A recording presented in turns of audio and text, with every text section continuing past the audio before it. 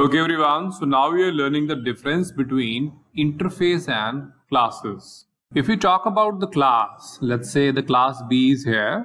Now here we can define the instance variable, which is, let's say A is equal to 30. So that is perfectly possible. But here in the interface, instance variable declaration is not possible. So we can say that in the interface, we cannot declare instance variable. There is a word which is mentioned, instance variable. The normal variable which we declare is called the instance variable. That is not possible with the interface. But if you talk about the shared variable or the constant variable, that we can declare.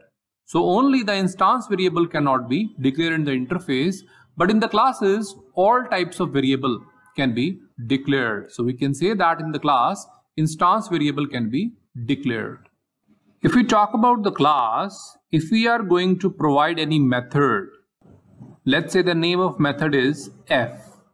Now this method is declared as well as its implementation can be provided. Just like we are saying that you are going to provide a message box of A. Whenever this method is called, then we are going to show the message box of A. That is possible into the classes. But if you talk about the interface, we can only define the method. Let's say the method name we are providing here is f. But here the implementation we cannot provide. So if we talk about the interface cannot provide any implementation. But here in the classes, we can provide the implementation of methods. In the class, we are having the feature of constructor. So by using the new, we can provide the constructor. So new with the bracket is named as constructor, which is going to initialize the variable. But here if you talk about the interface, here we don't have the instance variable. That's why the constructor facility is not available. So here interface don't have constructor. But if we talk about the class have constructor. If we talk about the inheritance, then one class can inherit only one base class. So here if we talk about the class 1, now this class 1 can be inherited by only one class, which is class 2.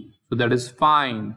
But if there are two classes, let's say class 1 and class 2, now these two classes, we want that they should be inherited by the class 3.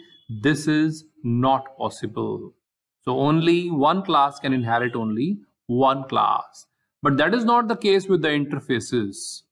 A class can implement multiple interfaces. So if we talk about the interface, we are having the interface 1 and we want that should be implemented into the class 1. Perfectly fine.